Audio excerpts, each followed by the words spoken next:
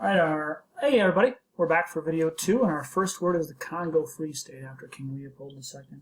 The Congo Free State, just like it says here, was a large state in Central Africa, which is the personal control under King Leopold II, known for its incredible brutality towards the Congo people, basically getting rubber for profit to make King Leopold II rich with no regard for human life. Congo Free State was famous for sending missionaries in, whose job it basically was to give the appearance that the Congo Free State was like a non-profit that was trying to do good for Congo, whereas the reality was they were literally bleeding the rubber out of the land, and it was brutal, forcefully done, one of the biggest tragedies that happened in human history. This region today, it's still significant because the Congo is located right here. Significant because Belgium didn't develop schools, didn't try to develop the Congo Free State at all, and this led to, even to this day, large countries like Democratic Republic of Congo is still behind, even to this day, economically, and struggling with even civil war and conflicts that really get their roots in the Congo Free State of the modern era.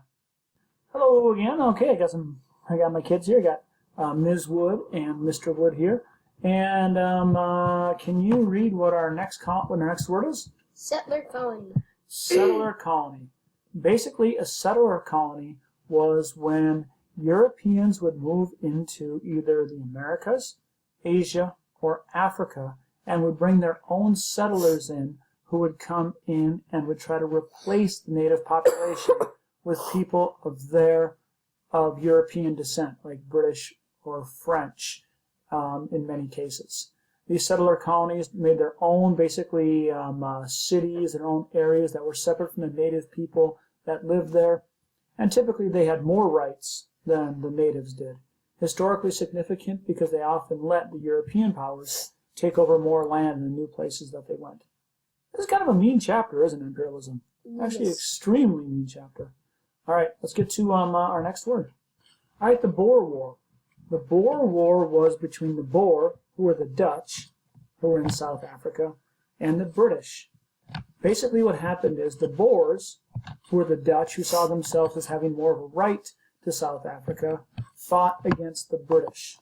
Now, the British were able to control them and win the war, but it was very costly to them, and it was very hard for British to keep control of South Africa, which meant that the Boers, or the Dutch, actually had a larger group of people there and end up getting a lot of control over South Africa. It means the Boer will have a lot more say in the government and power that will happen later on, even though the British win the war. The Great Trek is also connected with the Boers, or the Dutch, who were in South Africa.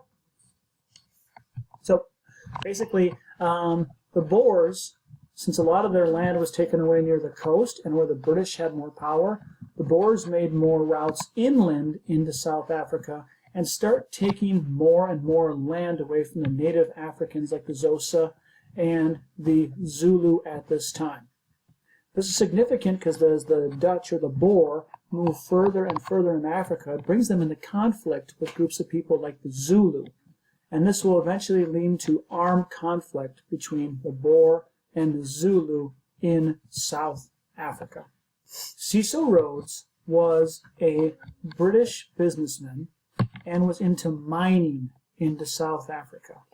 His goal was to build a rail line all the way from South Africa to Egypt. And he's responsible for a lot of the mining that will go on as the British try to make more and more money in South Africa during the modern era. He really is a symbol of the British going into South Africa, wanting to get diamonds, wanting to get resources, and to get them out so the British would have more control, more imperialism in Africa, and could make more money during the modern era. So you'll often see Cecil Rhodes with a statue like this, where it shows a picture of right here, where it shows Cecil Rhodes as Colossus And what it's showing him is trying to get rail lines all the way from basically South Africa all the way up to Egypt, and to bring these out into Britain so they can make more of a profit.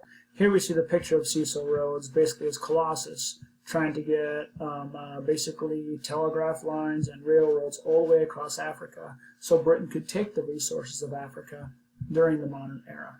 Our next word is Australian penal colony, Australian penal colony. What happened was, in the Industrial Revolution in Britain, the number of prisoners was going up, and Britain didn't have enough room for all these prisoners.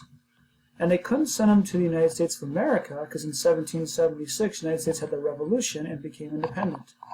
So what Britain did was they made a penal colony or a prison colony in Australia. And Australia, the white settlers who come in and settle Australia are actually prisoners who are brought in. This is significant because it shows what Britain is willing to do to get rid of their prisoners in their land. It will also be very significant because these will be the people who will come and start modern Australia as a nation and the consequences that will come from this. And that's the significance of the Australian penal colony. The French in Algeria.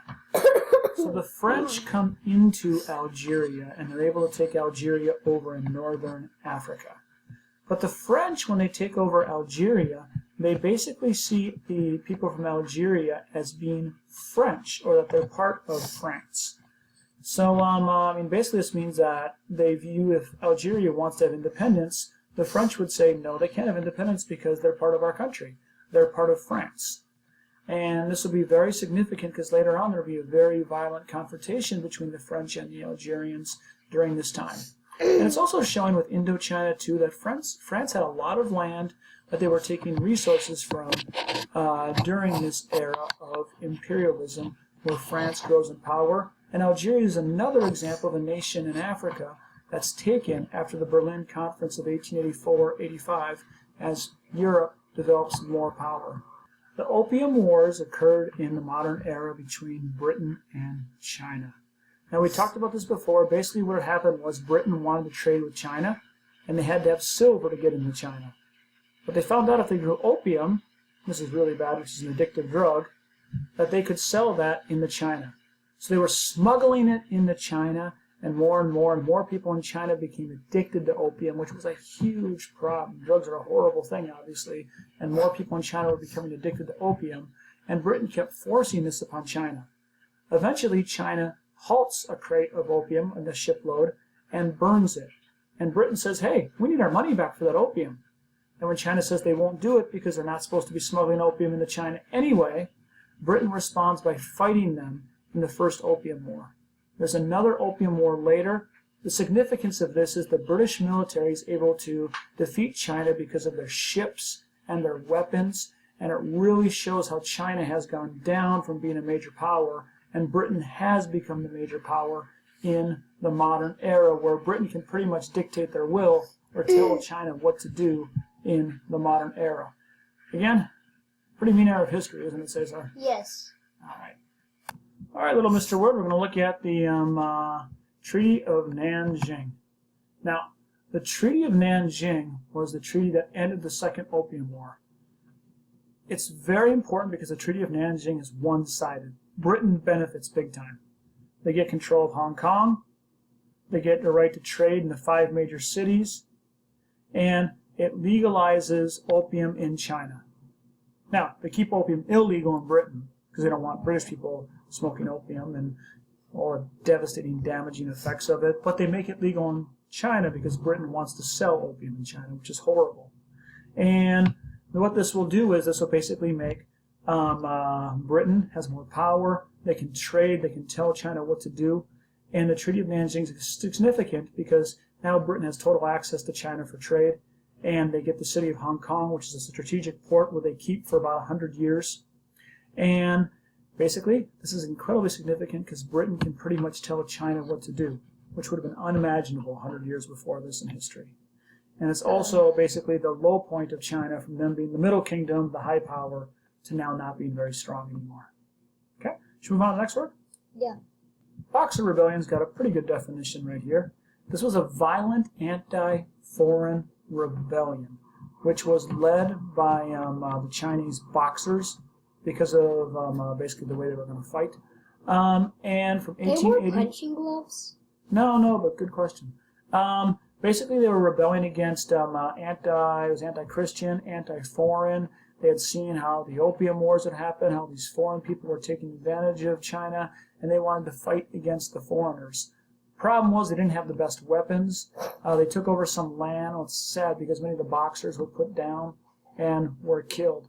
It was a rebellion. It was a revolt, but it also showed that traditional Chinese values weren't going to be quite coming back and couldn't fight against modern imperial world and powers like Britain, United States, and other powers at this time. There's a pretty good definition of our next word, the Monroe Doctrine. It's the U.S. policy towards the Western Hemisphere. Basically, it's the idea of the United States saying to other European powers, hands off the Americas. But the Western Hemisphere, or North and South America, was the United States sphere of influence. And it was telling Britain, France, and other places, hands off, don't come in here imperializing, this is our backyard. Which does lead the United States to doing some imperialistic work in the Americas, taking resources, raw materials as well. The United States doesn't go in really and take over countries as much, but they have more imperialism with their business interest, which we will see with our next term, the Spanish-American War. Significant because America will continue to have influence in South and Latin America in the modern era, continuing into the contemporary as well. Oh, you okay? Yeah. All right. Should we go to our next word? Okay. Let's do it. This is our last one. High five. Thanks for hanging out with us, all right? The Spanish-American War. This is a war between Spain and the United States.